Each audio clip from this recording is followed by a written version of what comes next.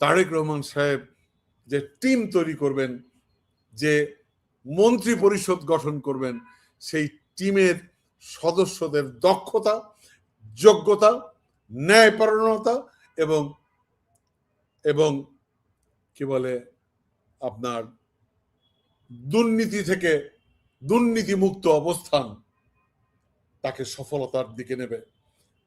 এবং তারেক রহমান সাহেব নিশ্চয়ই এগুলো চিন্তা করবেন, নিশ্চয়ই চিন্তা করেছেন। খুব শক্তভাবে উনি জবাবদিহিতা নিশ্চিত করবেন।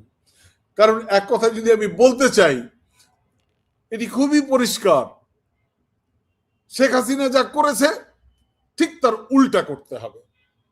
শেখ হাসিনা যা করে গেছে ঠিক তার উল্টা করতে হবে, তাহলেই তারেক রহমান সাহেব সফল হতে পারবেন।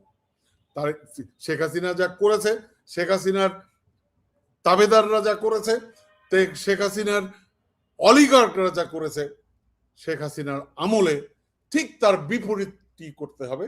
সেটি যদি করতে পারে তারেক রহমান সাহেব, তাহলে সফল হবেন। কারণ দীর্ঘ 17 বছর যে অপশাসন হয়েছে আমার দেশে, বাংলাদেশে, সেই অপশাসন থেকে সুশাসনের দিকে নিতে গেলে এটি একটি বিরাট চ্যালেঞ্জ হয়ে দাঁড়াবে আমাদের ভাবি প্রধানমন্ত্রীর জন্য।